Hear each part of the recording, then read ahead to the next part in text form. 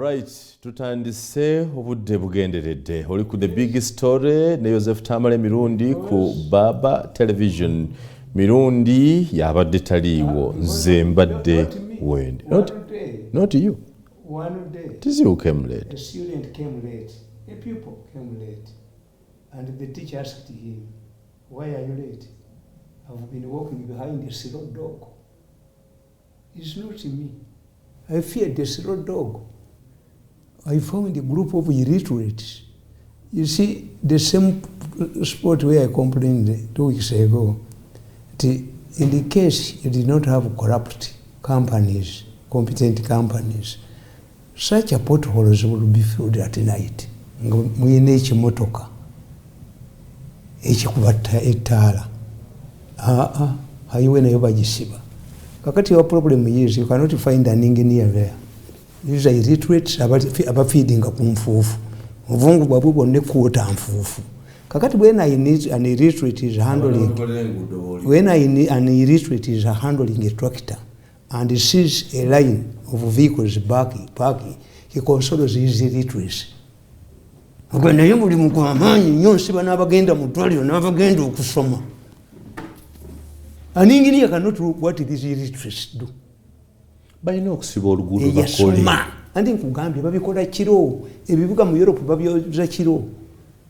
When the traffic is low, naye bakuba top company. In fact, I've written a book about blocking the road. Back to the same mujini. What is that? Banyamwezi never inland traders bakolanga emijini would be the modern hotels mailo 7. Kakati kye bakolanga nga bano abasimbula bagupamamu baleka bagwonoonyeemu bannaabwe bayole omujini. Yes, it was a practice. Kakati kamanda yayinza ng'obbaga nti mukyagenze ne muyolamu bye mwakoze ekyo.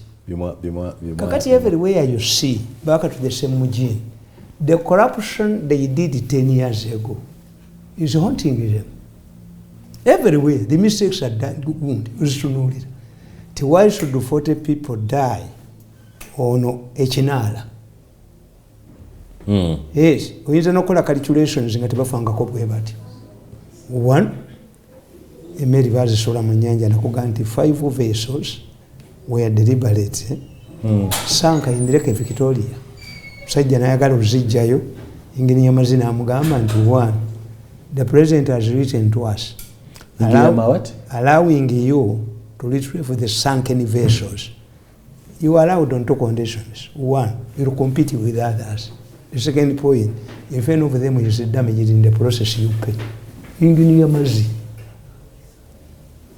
nibakwate emmeri y'essese. Sinnatege erinnya lyogerako. Lwe luguudo lwayo. Ingini what? Oluguudo lw'essese lwe luguudo lwayo. When you go to Britain, trains are private, but at the end of the day babala the government never topingirako. That was the intention of a Mary. A Mary ekola luutu eki. Ate bwe baagulayo abanene who have lost power now, they are no longer power brokers. Essese emmeri baagiwamba neefuuka person. Ekola omulundi ogwo oluguudo lw'essese ate naye ebulira mu nnyanja. Ne muddira amaato in the case of Lesotho.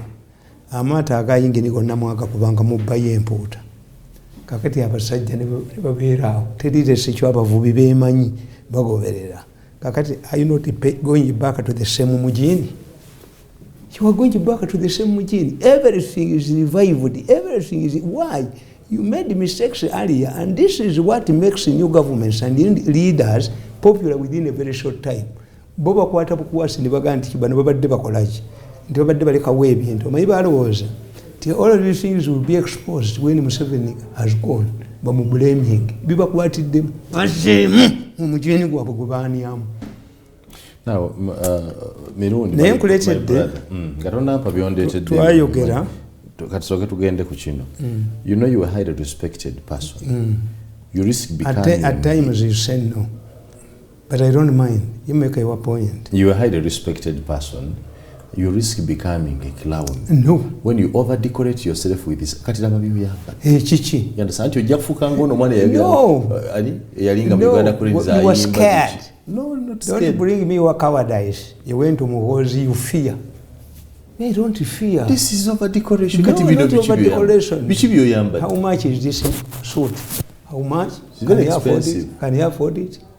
That's why I'm wondering, how did you damage it by putting... Damaging it? Are you part of the MK? Are you part of the MK? You see, for us, how do they come in? When we are in the bush, they used to tell us, how do you expose an enemy? Era kati nga gw'omutiitizi biri ebintu ebyo bye tukola mu strategy. President Museveni yategeera nti Kigundu tamwagala. Suleiman namulonda okubeera ku campaign team ye ya 96. What was the purpose? If you don't work for me, I know that you are an enemy. 2, even if you are my enemy, by accepting to work on my committee, even if you don't come, people will know. Tikisoboka katenja kubanga yamulonze nga tebamanyiganye. So Museveni benefits it twice.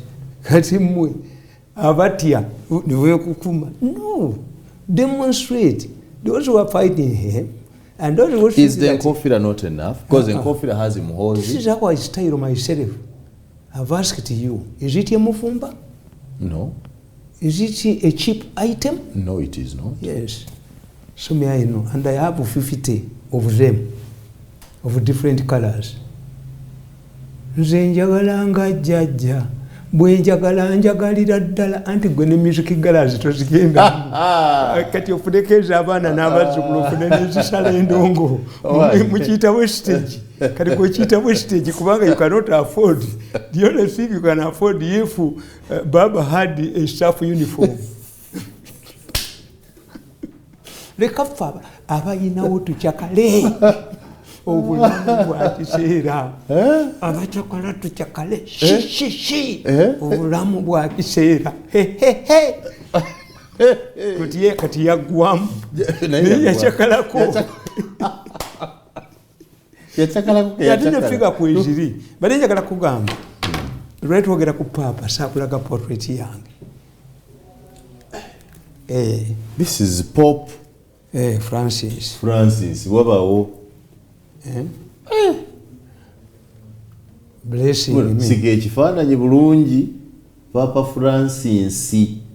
I thought it was the other Pope. Francis yajja tebakugobye dda. Yasaka tebanakugoba. I went to the Vatican. He spotted my rosary.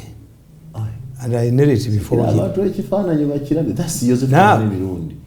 A Catholic does not he called me. Church.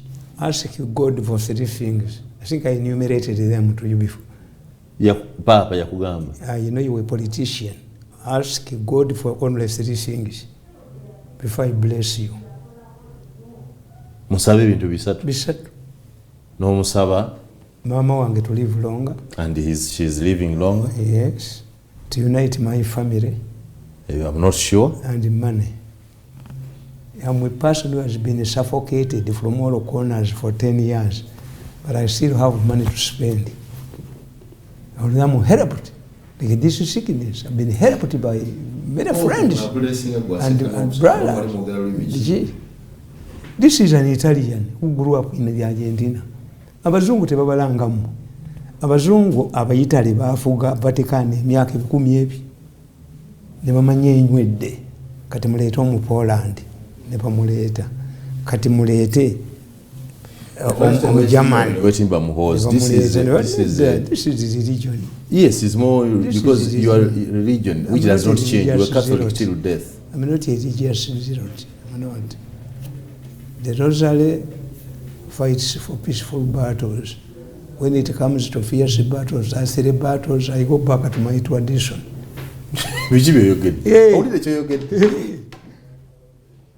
Endanga muntu ya mu Uganda passport yebweru. Every issues will be handled in heaven. Netwina abatutabula abetago biraddola ne bakamu kabuli. Netubasanga yo St. Peter na atuwo. So ensonga bwe banyanga olwanyisa sapule. When you see me in a rosary, then is a peaceful time. I'm working for. Bwe bitabuka? I go back to my tradition. Yes. Mirundi. Kakati This is a blessing. nze n'ekirala ekinsanyusa ennyo nti akalaba kati okalaba deception, masters of deception. Masters of deception ekugamba nti obuzibu bwammwe buli ku kintu kimu kuba muno mwekiri tools of propaganda. Ensi etambulira ku propaganda, and propaganda is contrary to many people's perceptions, propaganda is not lies. No, propaganda is a packaging of facts to suit a certain target. A packaging. So yes. It's a packaging style of yes. facts. Yes. Yet when I'm going to a university, I must, if I'm presenting a paper, but maybe I don't present the papers. Why? One day, you are not that intellectual papers. How do you know that it is yours or not? Iranze bampitanga Mr. Test ya Makerere. Nzinga zirokoswaka sizikola. Nga manyaba zikola. 90% n'omubuuza nti gitunyonyole nga tagimanyi. Yabadde na Nairobi ne bamukolera. Abaana babayita batya? Babayitanga batya? Bani ababe era kati Makerere gye bali abawandika gondi courseworks. Namuga nti gitunyonyole ku lubaawo okwo nga tagimanyi. Funa masinale n'akikola. But one day, a professor developed a theory, unlike yours, who says the professor is permanent. A professor must profess. You must write a book. Every year, Professor Nabuiso, Professor Ali, Professor Ani. A professor is a university title. The moment you stop working, you're in a PhD, Dokita Kidu Makubuya. But once you're a professor, is a university title. Even in some universities in America, you can even have the first degree and become a professor. No. Nsibambi had no master's degree. He's benefiting from the economic war professors. Gati nkugamba nti obote nakugamba we did not have qualified medical doctors at independence. The doctors, the Kisekas, the Rumuza and others, prominent doctors, became medical doctors by law of parliament. They never graduated. Obote revolutionary said this from assistant, medical assistant, you are now through a resolution of parliament, you are full medical doctors. How many people did they kill? Kakati professor developing a theory as is mandatory. Nagenda explaining in universities with his driver. The driver grasped whatever the professor was saying. Namuganti nayo ni one university. Nze kajogerenga professor guvuke driver. The man did it very well because having listened to the professor over time. Naye waliwo stubborn student like Mirundi. Yamubuuza a complicated question. Namugamba that question is very minor. I don't need to waste my time on it. Let me call my driver to answer it. The right professor. There's so many papers. But when I'm preparing for university debate, then you must quote scholars. Museveni, don't quote Museveni. Museveni is not a scholar. Zero. Not because he's not a scholar. Kakati when you are going to a university, babu quoting you. In fact, I had 2 titles in Makerere in political science. Don't joke with me. Many of my political science lecturers wanted me. They used to get information which they had not got earlier. By the paper Uganda. By the time we were there, it was a full package. Kakati bwogenda mu byalo n'obabuulira nti bwe nagenda e Bungereza tebagenda kuwuliza bagamba atwewanirako. If you are addressing a group in the village, quote what they know, what applies to them. You know what they mean. Kakati, no, you can tell them. At times people come to me and ask me, we have 4 NRM candidates. But what about the you choose every day. obwebwamu abasaba mubikola ng'ogenda okukomerera ennyumba oteekako ki kalitu nsoba gasiya yes ate bw'oba ogenda okuzizika ettooka oteekako ki yes bw'oba ogenda okutinda omuggwa ogunayitako emmotoka nga tulina calivers oteekako mapaapaali oba nkoma yes is only because our people don't know the role of these institutions. The member of parliament must be knowledgeable and eloquent. Nowhere you have a half of your MPs who go through 5 years and atakolanga made in speech. Balated answered Yolabi. Because mubyalo nze nabagamba nti omuntu ayagala okugenda mu parliament ajjeko mukunganya amasomero ga secondary school mukaaga agogereremu. People disappeared. Kakati nkugamba nti ekiseera ky'obuyina mu Uganda propaganda. Abantu babazanyira ku kintu eki mwende mutakitegeera. Propaganda namwawulamu tuluzo propaganda we bakwatira soma wano. Tunjasise ekifaananyi kyange okitunuulira bubi. Afende none ekifaananyi ky'omukulu nze tanneesize. Oyinza ekikwatirwa efitina. Waliwo abajja ne mubawo okolera omwana nga basuna musu ne basuna bbetu. Naye omulala nga takaaba ng'amukutte. Ng'owamugjawo omwana akulereko ssanyu limutta. Kale kati ekitusomesa ngera kikubuulira nsooke kusoma nsooke kutegeera tools of propaganda nsooke kusoma asooka osome kale tools of propaganda tusoma tunafahamanya abaasoma otinga Masters of Deception by Joseph Tamale Mirundi yakawandiika ddi written on Monday, completed on Monday 25th November 2013. This book is a personal gift to myself to mark my birthday. Mirundi knows his birthday. But I disagree with my mother over the age. You can disagree with your mother. And I disagree. Mirundi, you cannot disagree with your mother over your age. She narrates a story where I was taken to a nearby parish to be baptized. They were baptizing me, George, according to the dairy's gund requirement. By the time in the 60s I grew up, I grabbed the priest because I wanted my name and stormed out of the church. Kati omwana omuntu akitegeera ati. You are around 7.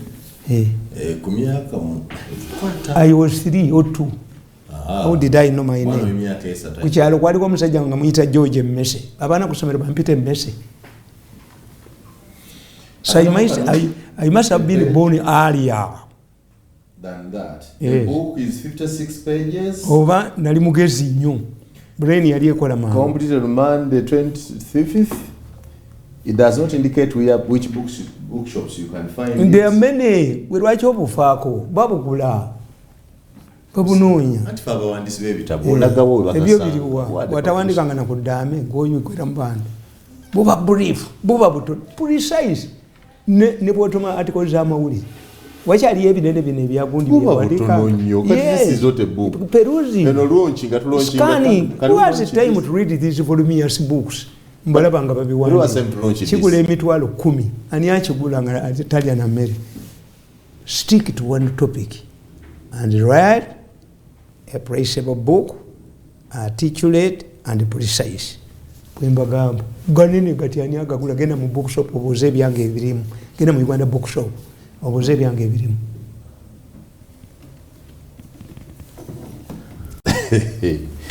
Tools of propaganda. Number 1, bandwagon. This applies to a target group that can easily be manipulated into embracing a newly proposed idea. It appeals to emotions rather than logic. Ebisiyaga. Bandwagon. Bandwagon. This is bandwagon. Really? You jump on it. But if I can make an analysis, it was not necessary. They wanted to cover a decade case okusokola abantu organize abo. They came almost in the same gun. Tifa abavuzi ba takisi tukwata ekimotoka kyambala netukyekwekamu oba traffic yagala kubba manda ffe netuyitawo n'akabindo kaffe. You can call all the effort Parliament spent. I'm telling you, what it is us now. If today I have a lot of complaints about my health, can you say that the doctors who did the surgery did it very well, or I misconducted myself? You misbehaved. He is back. Museveni says we can do, yes, as a leader. He wrote and said, with or without But loans. Have you seen the comments of his experts? Kubanga Museveni can do. If it was in Rwanda, I can accept. Rwanda, these are disciplinarian countries. Bwe tukugamba tuli mu COVID, ojja kulya kilo ze muceere 2 bazirya. Bwagala ensalo bagikkiriza without agitation. Yabazimba modoti. Kakati mu Uganda Museveni alina ababba ku ssente ezo. Banabba ku zizi.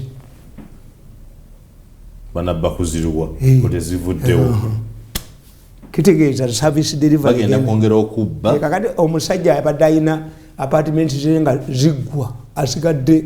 Abadde alina Central Bank abadde apartment. Nga abuliza ebya Museveni. Naye nga Kazimba bwe nabaga nti Kazimba is facing financial challenges in his church. Ayagala agambe nti batumye sente okuva ebweru gavumenti emusasule nemuva gyo nekirivu ki ayagala okufuna sente mu gavumenti. These were the key players. Ate nga nabo baali babasonsesemu. Omanyi osobola okukola ekintu kyetali reverse psychology. Omuntu omugezi asobola okukozesa ekintu naye yakifunamu. Tukiyita reverse psychology. Thinking that you are benefiting when you are not. Kakati ebandi wago teyokitegedde. Anti nkitegedde. Yes. It's emotional. The law has passed on emotional. Emotions. Yes. That almost. If I want, and you read. Nkuwe. Fancy branding. Yes. This is the second tool of propaganda. Yes. This is done to create impression that certain personalities are more gifted than others. Yeah. For example, the Ugandan media uses this tool to enhance political mileage to particular individuals who in turn can influence the target. Professor Nabwiso, George Kayambo Nulo, veteran politician Bidandisari, is opposing the removal of term limits, and he predicts doom for Uganda. Rule of law general. Yeah. Rule of law general. Mu Uganda or international? Mu Uganda. The rule of law general. General rule of law. Elias Lukwago. Semumanyi. Elias Lukwago. Wali Gambia. King. General. Atamayina kukuba kasale. So magwe. Katusoke tubale fans. Commercial break. Tandika okusoma fancy branding. Yes. Emojini. Mirundi yagambye nti walinga wedda abantu abakola nfanagana hoteli. Hoteli eyo zalinga za abalwanyi nga baziyita mu Bayinland traders ekabanyamwezi. Land traders. Songa mubeerawo. Bwe muba munagenda bano babera ngandi bamala okulya nga bagezaako okunyaga ekifo ekyo baki okucyenyagamu. In fact, somebody told me that it happened in the White House. Sinabo babikola abavuddemu ne boononamu. White House? America. Because the president ajja ne team. When the president of the United States is defeated in an election, 70,000 jobs change overnight in Washington. Akati kukwandi bino bagamba Trump nti tewali wakiriyalinga. Was it his duty as a former president to leave everything tayina ba aids be? Era nze mu State House nabaga nti alijje wange n'akimayo ekintu nabalabira kuona pito bamuggyako laptop enkadde nkuyira acid. Laptop enkadde? Bagikima. White State House? Yes. Waliwo abaana. State House can follow somebody for a laptop enkadde. Bakaddiye. Baali bamaze emyaka mingi babajja mu Radio Uganda UBC. Bwe baali bawumula babasalako ne ssente za saako ne bagenda with nothing. Ne mbategeera. nagamba ke and whoever will follow me sibabye yadde ekikumi asidi never follow me sine kintu kyamwe kyentutte an old laptop baba bagala yaki kujiwa agenda kudda humiliating you an old laptop and you follow me over an old laptop made it as a senior journalist. He convened a meeting of everybody who mattered at the time. Nabagandi, your Lamushako is here. Don't write about me. I know your practice of humiliating those who have delivered committed service. Nabo laptop yam. Enkad. Mu meeting. And he walked away proudly. How much is the laptop? I don't know. They said to the support parties were jail. My fortunate.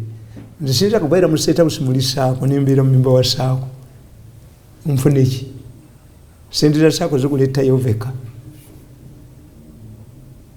sisobo is there saako ni bambo biganda is there saako imugundi mu KCC there saako ate ku high command ne kubera ko saako. Why have I thought it is Rosette work in state house? Try it. Kafero yagamba ndi govugo ndi amaje gali mu sente gende bombo we wandise don't divert him. Fancy branding. This is done to create an impression that certain personalities are more gifted than others. For example, the Ugandan media uses this tool to enhance political mileage to particular individuals who in turn can influence the target group. When former minister and presidential candidate Jabir Bidandi Sali opposed the amendment of the presidential term limit provision of the 1995 constitution, the media branded him a veteran politician. This would create an impression that his position on the matter is out of national concern and not self-centered. Bidandi, who himself had presidential ambitions, predicted doom if presidential term limits were removed. He even suggested what he called third way alternative, which entailed that instead of amending the constitution, President Museveni's term be extended for more years so that he exhausts at once. But this was not practical because it lacked any constitutional backing. Besides, the prevailing circumstances did not require inserting a new constitutional provision to that effect, simply for the benefit of President Yoweri Museveni. The same Bidandi Sali had supported Museveni against Dr. Besigye at the time, but the media did not recognize his veteranship in politics because they thought it would work against their preferred candidate, Dr. Besigye. Therefore, fancy branding is invoked if the propaganda machinery wants to use it to advance its strategic interests. Several years later, what the veteran politician predicted about constitutional amendment has not come to pass. Subsequent events proved that he was paving way for his presidential ambitions. Besigye abamunisa bamukubanga mu ovulo y'amagye kano kakati bamukuba ebifaananyi obiraba omuyiyi if you want to ridicule a person nga wasoma photography oyina bw'omukola a thief oyina angle bw'ogikola you tilt the angle of the picture kakati Besigye bamukuba akaba n'ekifaananyi kye tekiri computerized tekyayita mu computer ng'obategeera fe abaabisoma. That's why oyaga nti batula ne babeerako ekyo ne bakidinga abaavumanga muhoozi bonna ne bahandolinga olunaku lumu abajja n'ayisisi bonna ne bakuba olunaku lumu kuba nze mbimanyi nandamwe songo alayovu muhoozi. Why? In politics you must treat differently those who cannot compromise with your enemies. N'omuntu asaba gavumenti kyetasobola muwa oyo omujoyininganga nti amanyi mugisha muntu tasobola compromising na gavumenti was humiliated. Kakati koni talabikako tasabangako gavumenti naye omuntu asaba kasita oga nti ngenze mu talks ngalayira kitegeeza ono abafunye you are recognizing him as the president of Kenya. That's why you can go to beg from him. Yes. Gali amampaati gaweddewo ate lutaakoze ekintu kimu nabaga tiya gasi wa Museveni takola enkya ne bakomawo Makiveri akugamba use maximum force. Please don't preach that. Bwe bakulema duka Don't preach that. Bakongo vule nchete bakomawo. Lucha kuba bakongo vule nchete bakomawo. Bakongo vule ne baganti owomu yebase no. Ngabebase. Ate 5 years agenda okutendeka we ekibinja ky'abakarenjini. Ekibishe emigonga we bakawaka. Owomu ngate yagenze. Bachiko. Mirundi. Bikude. Nyo. Mufanya tear gas. Bakba muntu kakongo. Barasola kuva waka. Nobuza Joanu ne bakola. In fact, that was my quarrel with Dr. Kiza Besigye. Besigye namugamba. Si Besigye jamu kibuga during lunch time. No you mere y'abantu nero kwago. It is very abominable in Uganda for Uganda to throw away food. Yejanga ku lunch time. That's true. Yes. Uganda tusula. Abakazi abakedde ku makya bagenda mu katale na kasero. Ne beewola amatooke, ne beewola ennyama, ne beewola amanda, ne beewola ebinyeebwa ne gundi fried fish. Sente bazibala lwaggulo ne bazaayo. Kati gwe bw'ogaana omukazi ono okukola n'ayiwa emmere, you have affected how many people? Gye yeewoze ku makya. Ne mugamba nti Besigye bw'otalifa kabootongo ojja kufa weetakula wairindi. Yes, it is abominable in Uganda culture to throw away cooked food. Is it even worth throwing away? Yejanga mu kibuga. Nembaga nti Besigye alina strategy ya deception. Besigye bamugamba ntoyita mu kibuga. Bakola. Ka Uganda katono nnyo working places owino wa. Wayita. Why? Because alwanira abali mu kibuga bali mu police does not have the capacity to explain. We did not stop him from coming. He's pushing his way. Tukuvuge tukutwale najja na nkumbi. Atagenda. Ayita mu kibuga wakati. Kakati what was his strategy? Nti if Besigye paralyzed the city and these people lose money after money every day, they can combine with Besigye to overthrow a weak government that has failed to protect their money. Nga bakitegeera. That's deception. Ebintu bibiri. Deception, reverse psychology bitegebwa mugezi nnyo. Bw'oba tobimanyi reverse psychology ne deception. Bakigoloza nti otegera strategy ya Besigye okusinga. Nti njimala mubala. Tiwadda mu nsi yonna tukubuuza ekintu kimu. What does one want to achieve? Kwozanyiranga. Tewali decision etali purposeful. You can see somebody walking slowly. Ono jalaga amanyiyo nnyo. He's beating time. He knows. Kyobula ffe Abaganda batugamba nti when somebody sweeps naked before you, you also sweep naked. Naawe n'omwolekesa fimbo n'agenda n'ekisiraani kye. Leka kugamba mutamivu hakuna mirago. Buganda bwe mukola. Oli bwakunamira? Naawe kunama. Mulagi ejjogolidde giryava n'obulogo bwe. Nange nga bwondaba wano nti nfuwa mwenge gwange omusajja najja nti mutamivu afuka w'enfuse. Nange nfali. That's how Uganda strategy defense. Tiwali akola kya busiru. I love the way you love Buganda. Culture yange njagala nnyo. I'm very knowledgeable about Uganda culture. Yes, I'm a very knowledgeable man. I've written many books about Buganda. Very knowledgeable. The problem, you call them books. You have written some small pieces about it. Naye let us compare ekikyo nga tukomyewo n'ebyange. Kati soma wano. Ekyange kirudde. Gwatazaalanga ku mwana tosekerera ddole aweese eddole.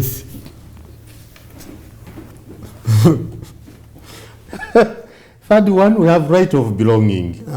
This is a tool to appeal to chauvinism identity.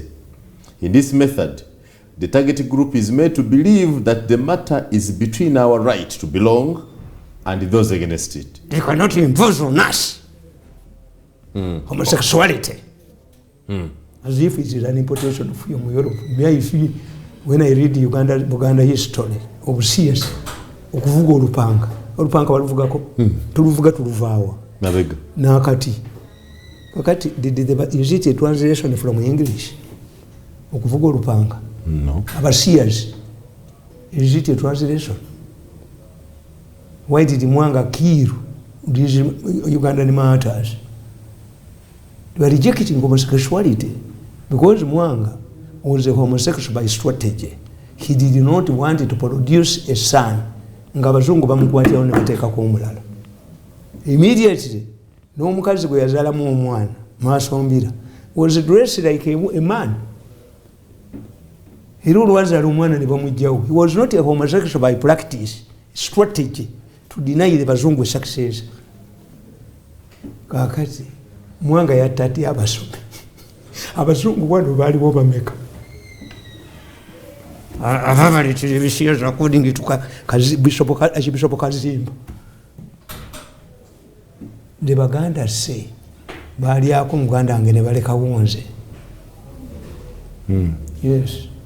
Bali yako Muganda wange ne baleka wonze. Sugar cane and the rim and something else and the other.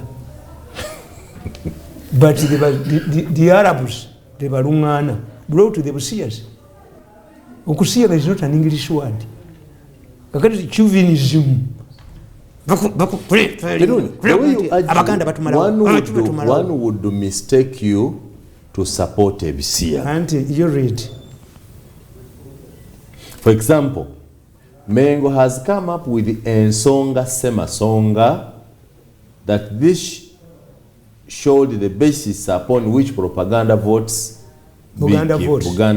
be given. Yeah. This method creates an impression that unless all of those belonging to that social group gang up generously to protect their values and norms, their future is at stake.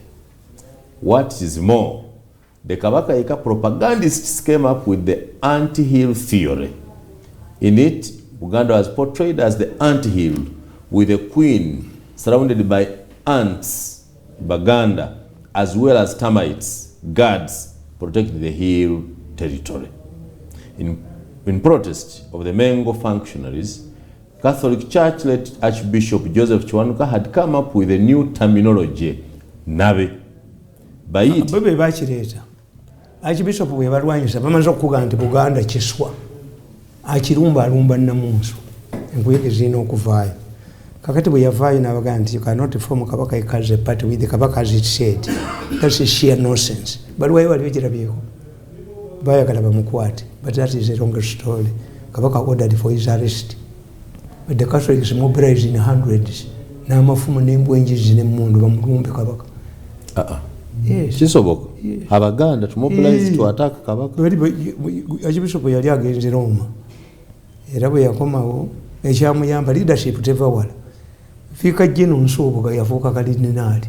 Agenda okubasanga nga Abaganda hundreds bali Lubaga. N'emmundu n'embwa balumbe Kabaka. Bamukubi. Kwe kubaga nti ebyokulwanyisa byammwe byonna mubireete. Mumaze okubisabira. N'abisiteepingako n'abaga muyingire ekereziya. Abazira mbasabire mugende nga mugizi nakwira Muganda kakungulu essimu ndi bwatata sebayiga mutawa busawo abakatuli Kimbata era they demonstrated in Kampala. Tisa released him kyovula nti ekifaananyi kyerubaga bakireetere bakisimbawo protecting kereziya. Whenever the Catholic Church is in danger, it invokes the Virgin Mary. Tewakiraba ekyomulati ni America Mchira. Ekyo nga bazanyirayo mupiira omubbi yakiremerako abakazi abawala bagenda kukisaba goal balaba electric bill yakyo ng'erinnya ne bagaye kiki abawala bajja ne basaba kozi banywa amasanyalaze mu simu zaabwe. Ekyo ekifaananyi mu history yakyo kimbuulire. I wrote a book nja kikuleetera. The Vatican gave me $100,000. You wrote a book about amaanyi g'ekifaananyi ekyo kyolaba e Lubaga. Even when Oito Joko was going to attack Lubaga, nga Kaira asimbyewo emizinga, but ordered Oito Joko to avoid tampering with that kifaananyi. Are you sure? He knew. Mutesa went to the Vatican to apologize bakijjewo. Mutebi went to the Vatican with Katikkiro Semwogerere. Luwanga tried okukikyusa kikoleko endabirwamu ebyamutuukako wabiraba. Ekyo kifaananyi bakireeta ngaliye kereziya enkadde emanju wenu kereziya yakwata omuliro nekisigalamu anebandi Mirundi bino binjogerako bya mu Uganda wandi n'emibiri ewala ngenda kakuleeta akatabo the divine curse ekyo ekifaananyi ekyo omulokole yagenda n'akiira acid n'akisimiyalinga n'acid that's why Rwanga waliwo nego ne police he went back n'abagamba abeerubaga nti omukazi omuzungu ankubye oluyi. You joke with that portrait with the Virgin Mary. The statue of the Virgin Mary ukite kyakuzanya ekyo. Ne bababuuza ab'Emmengo lwaki kitunudde mu lubiri mutwekobe nti ffe twakireeta kugoba bw'amalaaya mu Kisenyi. Mu Kisenyi mwalimu b'amalaaya abaziba. Toli Omuganda bwaga nti ogwa kiziba. Omuziba nga takuba luyimba lwa ggwanga naye ye ng'abanga kasiru.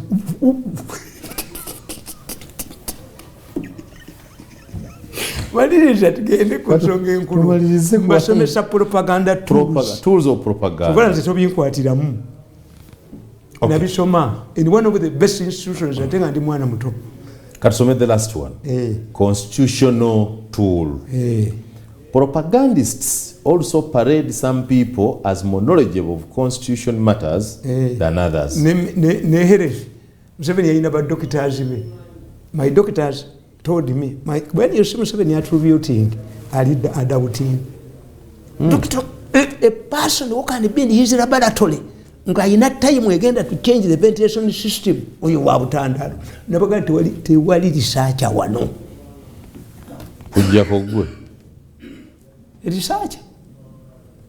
We have researchers, very good ones. But the bitabo byaba nawe ne bakunda knowledge nganti nchije mu kitabo gundi. Mbambirina. Owandika bibyombi. Yes. Okay, for example, if this was formed by a group of people from Western, by so doing, they portray themselves as more knowledgeable of constitutional mechanisms to wrestle power from President Museveni. They intended to prove to other Ugandans that President Museveni had lost influence in his home turf. Civil society organizations like the Law Society pretend to have the monopoly of understanding and interpreting the Constitution, who must therefore be listened to by the rest. People like Professor George Kanyehamba, disgruntled university dons, are unnecessarily given wider media space in order to influence society. Yes. That's a constitutional tool. Anti bakuga anti bano bye bamanyi. Mirundi komanyi federal okusinga abasajja b'Emmengo.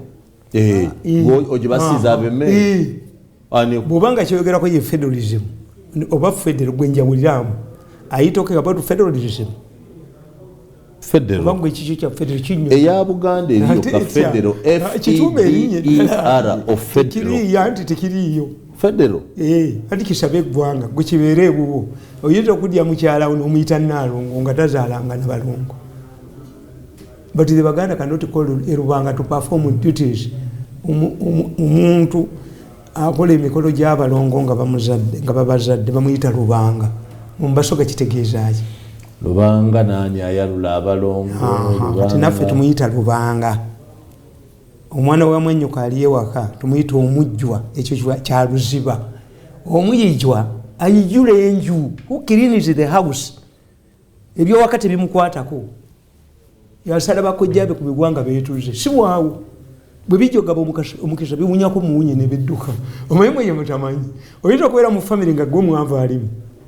Kitegeeza emizimu gy'awakabulirwa egijjogaba emiyisa nga giraba kubaliza kikubuuka bubuuzi. Gwe ne weewuunya mba byakwata oyo. Gwe bikutte bimala kumujja gy'abadde. Nti you can get a powerful man like a master's man ne bimuteeka ewaka. Oyo waabyo. Era bikuwooninga.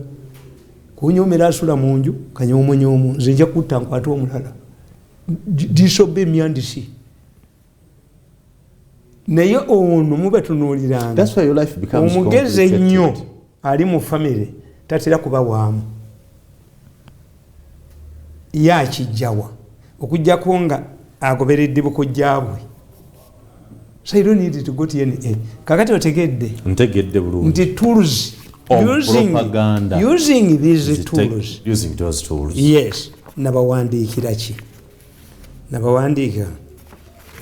Kana akatabo kapya nnyo. The power and the influence of the Basias. tekanaweza mwaka. True. Yes, kasome. Mistakes the anti-homosexuality groups have made. When you are fighting somebody, ninabenda babalwanyisa muhozi. First study his weaknesses and strong points.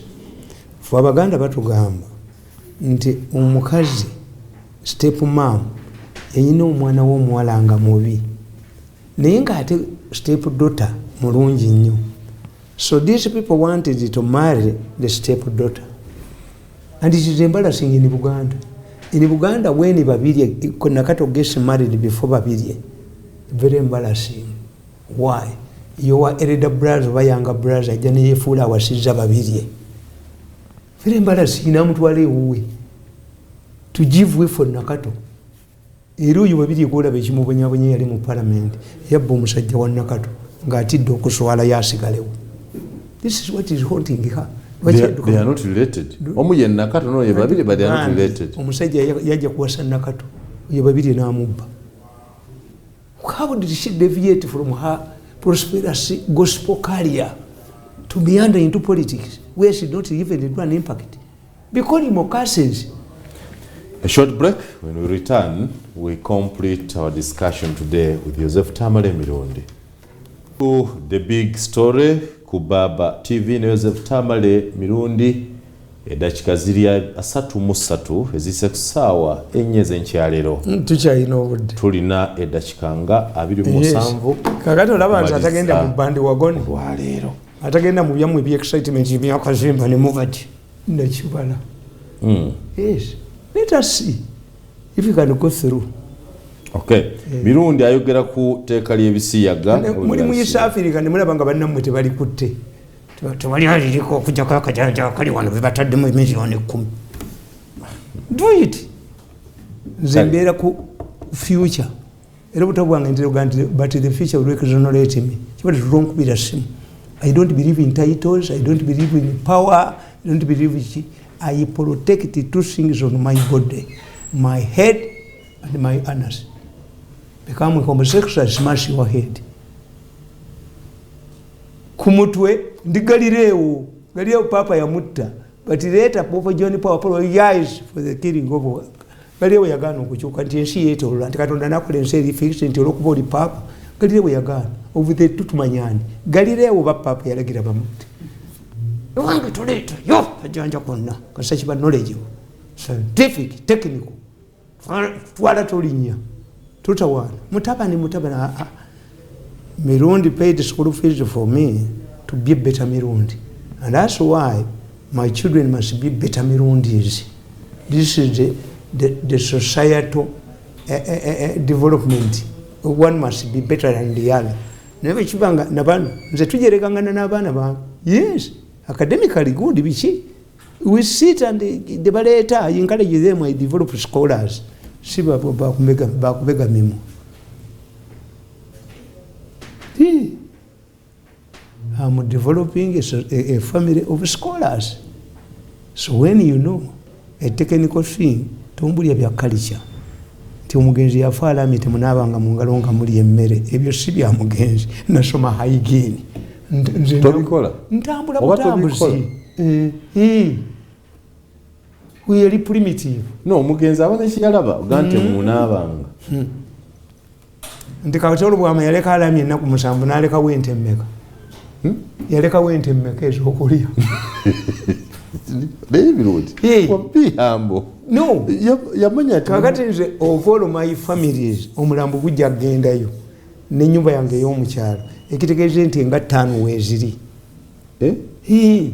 Negwe noka nti omuzimu gwa order guyina sente teeka bakumeeza. In fact yembadde ndo babuulira nti akakatabo nakabawandikira dda. Somamu gundi emu bategeere. The mistakes the anti-homosexuality groups have made. 1. History of homosexuality. The anti-homosexuality groups in Uganda believe that the practice is an import from Europe, which is not true. Nsome endala. Sibya mu Europe. Number 2.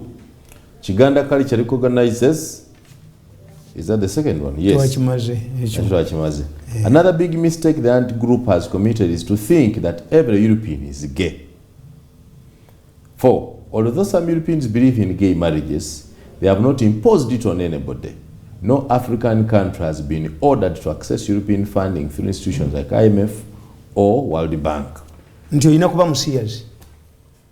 Ne mu Anglican Church tebanagamba kazimba nti to be a bishop you must be a gay. Because ekkanisa ezaabwe. Because for them once become constitutional and the right tolina bwekirwanyisiza. Togaa nti representative World Bank is a gay. It's not. Yes.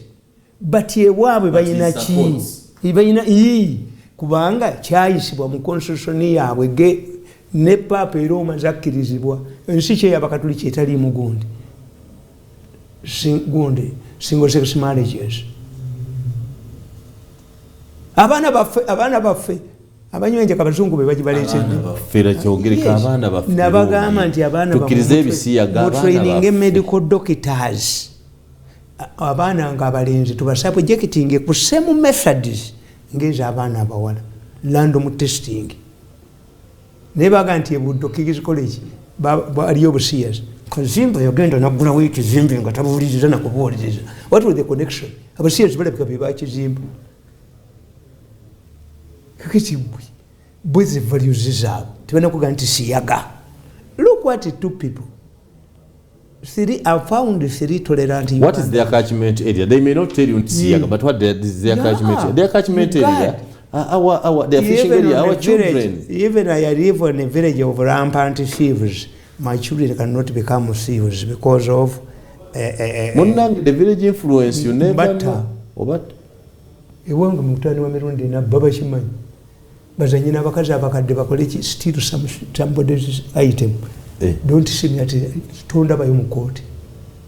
You don't even mention it. So ekyamutamanyi okola abakazi abakadde kyo tekikuluma. Yagula egondi ejambe yabajiwagala kujjenja pya. Bibi. Yes. Mirundi mutamali waawulira. That's what you're saying. Yes.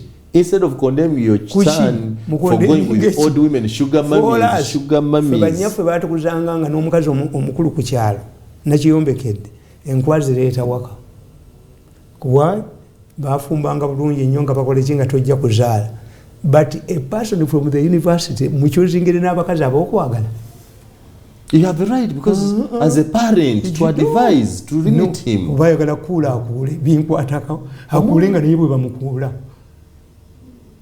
What I tell him, kutika ko condom. Junior. Junior yaliwo mu bato. Ati waliwo phase eno egenda okubeera nange mbokadde myaka 2-3 we bali awo bayitirivu obutakuvaako ng'olwadde bwewati. Omanyi omwana omukulu yaba ayagala bagabana ebintu ebyo tewali bebi ayagala kitaawe afe. Baby tayagala abakulu baagala kyekituufu oli mutuufu. Abakulu baagala ogende abato tebaagala. Nabagamba nti mmwe mulampinza abazungu bonna nti basiyazi muleese etteeka ly'okutta mweno muzino kootira muze bazanyiramu nti ebintu byamu tubibbe ne batuula abasajja babiri. Tugenze tutyamu. Yes. Kakati gwe kitegeeza tewali agenda kukiriza sisitimu yammwe. Buli mugagga ajja kufuuka omusiyazi, buli mugagga ajja kufuuka ki. Kakati mmwe imukikirize. But for me, I know Uganda cannot manage. Museveni kabadde asigazawo bwe kati nga babba ku kinene. Ekyebabbako bwe kinaabulawo bajja kutulya enkuta. Yes. Kasa ekibabba kinaabula. Ate when you hear the president talking and you hear I was watching Manyai Stambono ngeno yonjiraba nga be expertise bonna mu finance bonna bali panic. Where are you? You joined the bandwagon. Where were you? You shouldn't even. They know the effect. They know how big it will affect the country. Kati mwesibe enkoba twagala tulabeko nti the cutting of funds by World Bank has led to the reduction of allowances for MPs. Bavuge boda boda. Badde okugali motoka ya milioni 3. Reduce MPs pay ejogo finance kisa from World Bank projects. Express it. We want to see reductions in allowances, in salaries, in expenditure, so that you make up for what you have lost. What of course that's maybe that's what Mr. Museveni meant when he said these people are hypocrites. Their families are in Europe. Let them tell us that when their children come back from Europe, they have adapted to the homosexuality practices. Abana bawe bali bweru. Je basomera bayina y'amaka. Nabaga nti Canada bajja kutinganirayo. Bemugobi wano bali Canada n'abamwe. Nkola ko street bagane mutinganirayo babagobeyo. Kakati oba mutubule mutu examples. Nti abagundi abali Canada ba homosexuals. Abagundi abali ba America be bateko travel ban. Mwana wange bakoma overseas. Rubbish. Solo ku example ndi mutabani wa Mirundi anaye munywi. Muki. Mutabani wona yanywa. Nze ndere banza ala kitange yali anyweddeko. Omwenge bakwata mukulu wange nga anywedde ne bamutwala ku ssomero Mirundi ne bamugamba mutamani wo mukubembe ngo ku parade febe tokola bano Mirundi yababuuza muyina bbaala wano yajja nago mu sweet case gwe mukulu w'essomero gwe ngenda okukuba oyigiriza omwana wange omwenge. Yes. Do you have a bar here? No. Did he come with it in his sweet case? No. We checked.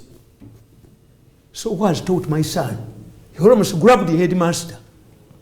Who has taught my son to drink beer? Nabagamba nti omwana wange kamuzeeye wakategeera mumemmererwa kunywa mwenge ne batobe bakitegeere nti kibi olwatuuka mukalagana nazina amazina nkuba omwana nku parade olw'omwenge nze sigunywa. Mirundi was a highly intelligent man. Highly intelligent. I'm not surprised that I produced highly intelligent people. Where are they? Nenya for highly intelligent. Arrogance. No, I think arrogance. You are mixing the two. Your father was arrogant. I've been reading about Gond, your FDC. Let me explain to the Nyabwisos. There are factors they are overlooking. And the NRM itself. It applies to NRM itself. The Baganda have two important proverbs. A Muganda advises a co-wife that when a co-wife sees a cane that their husband uses to cane the other one, he must hide it. Kitegeeza omusajja mukubi. Kyomugo okukubye mujja obwegoba mu nsonda. Gujjemu okukweke. Okukweka. Bw'oyinza okubanga obugole bwe bukyakwatidde omusajja butakola ki? Butakuba. Naye ate Omuganda ga nti obugole si bumbejja. Obugole si buganzi. To be newly wedded and a lovely one, Omuganda explains the two. Two, Omuganda warns you. When you see troubles in somebody's family, don't laugh. Don't jubilate. Why? Enaku eyiyo eyinza okubanga ejidde mu mmotoka nga eyono yajidde ku boda yayanguye. What is happening in FDC can easily happen in an area. Why? It's a question of succession. It's a question of money. No. It's a question of that money. No. Succession. Money is not a problem in Uganda. Wasoma kakatabo no longer it is. Yes. No longer it is. The Nigerians, Obi's father asked him, have they given you a job? The Nigerians used to refer to their central government as they. Their role was to steal as much as possible from it. Uganda gyetulimu gwatalidde ssente okubamba lumonde kuba buli omu ne bannaddiini bazirya. An installation of a bishop corresponds with Museveni's program. Because when Museveni comes, there will be a vehicle. Kanakaano okalabi oluyimbye enyimba bbiri kavumya kamiliyoni wayi baga nti vuma kamiliyoni akutwale wa Museveni. The highest achievement for a musician is to talk to Museveni. Naddayo n'ayavuwala baba mubbiramu.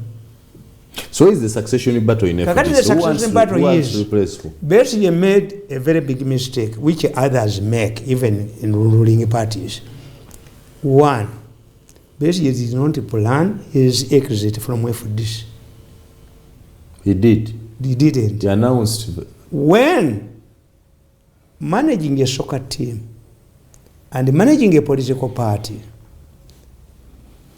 and a war share similarities. Kawoya was a powerful man in a sports club Villa. There's a difference between a football club and a sports club. A sports club means many games. Sports club Villa.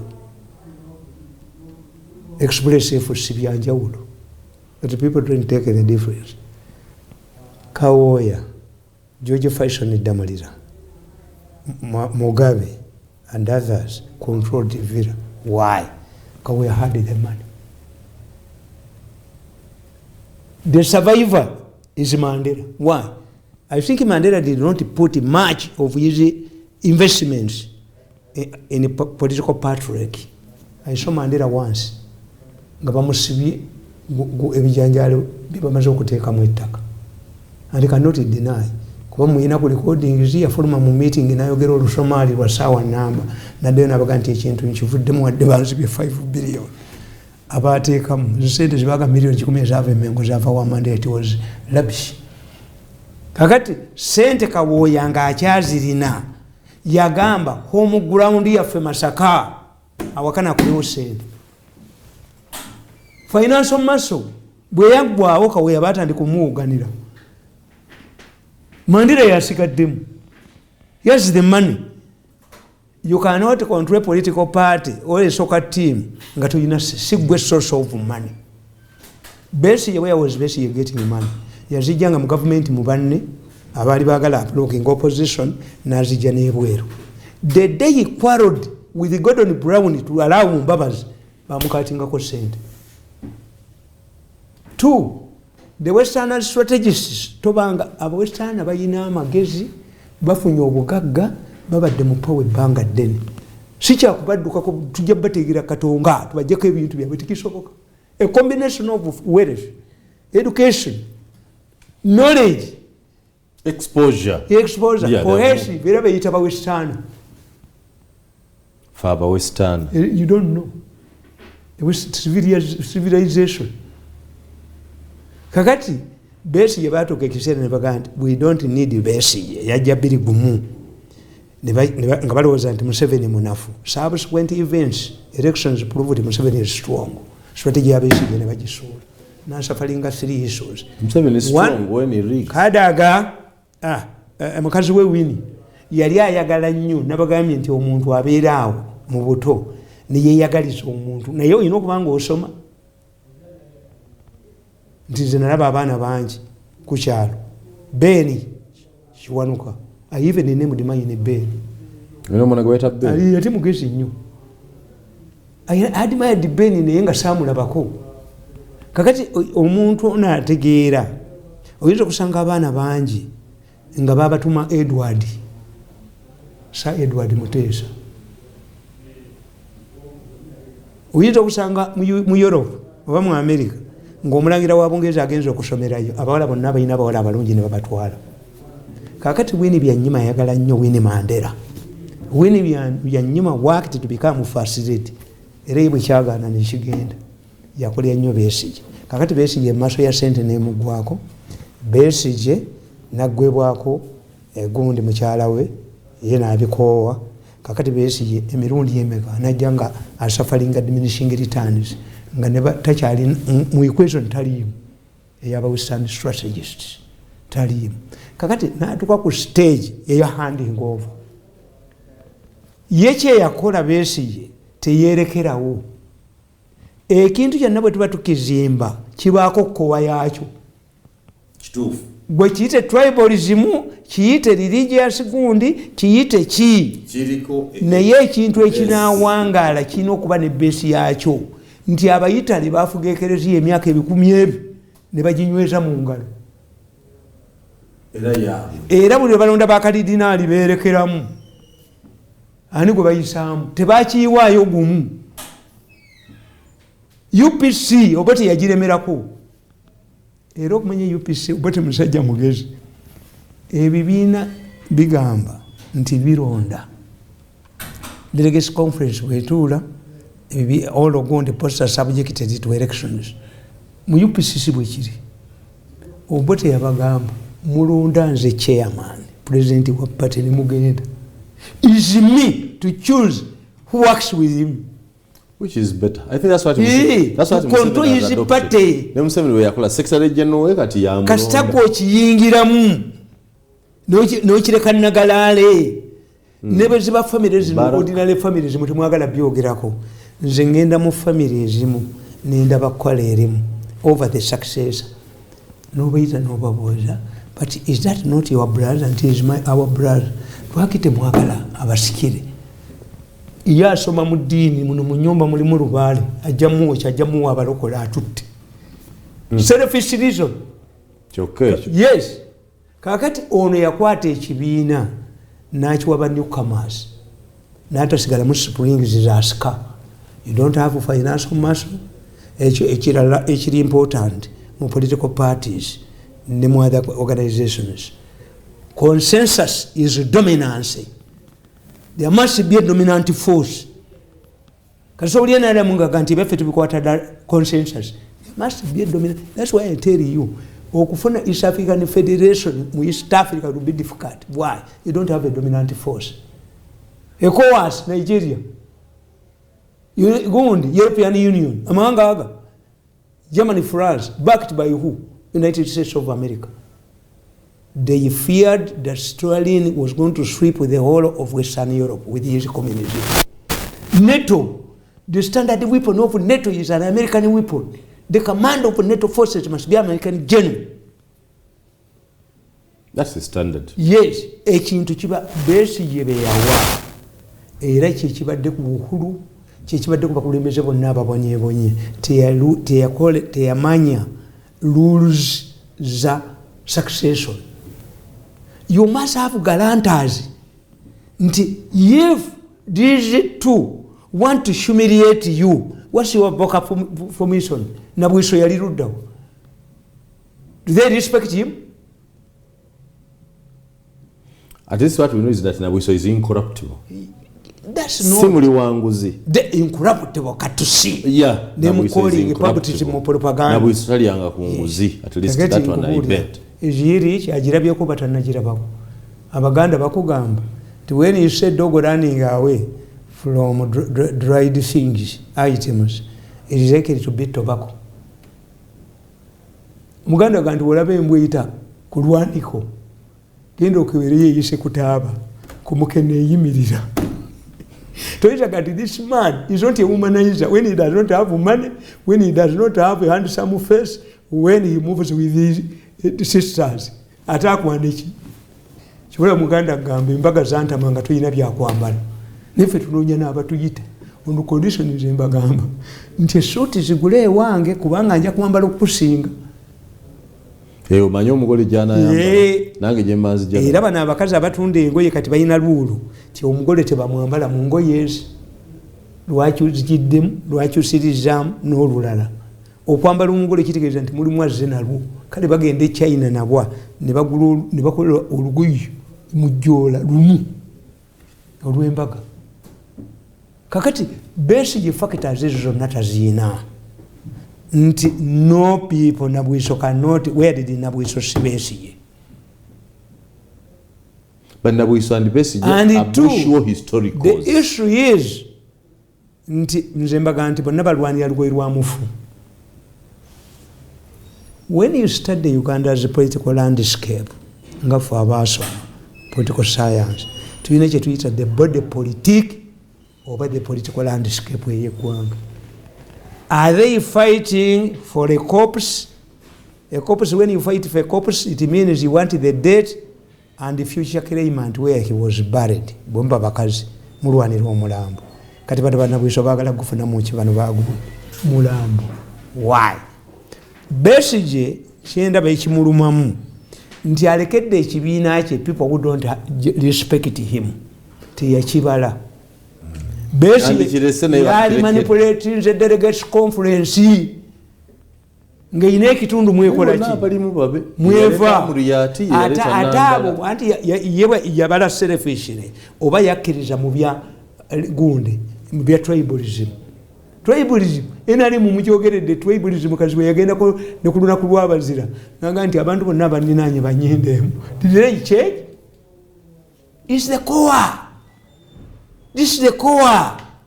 Nemmenge erondamu abatali Baganda nebaleeta eno, but do they dominate? Do they make? Baliwo negundi Semajegero yaliko speaker wa Buganda, balimu bameka simbulensi naye kiri kikoba kyabwe kikolaki kisigala we The big story ku Baba TV Tamale Mirundi olwebwekyo bwegenze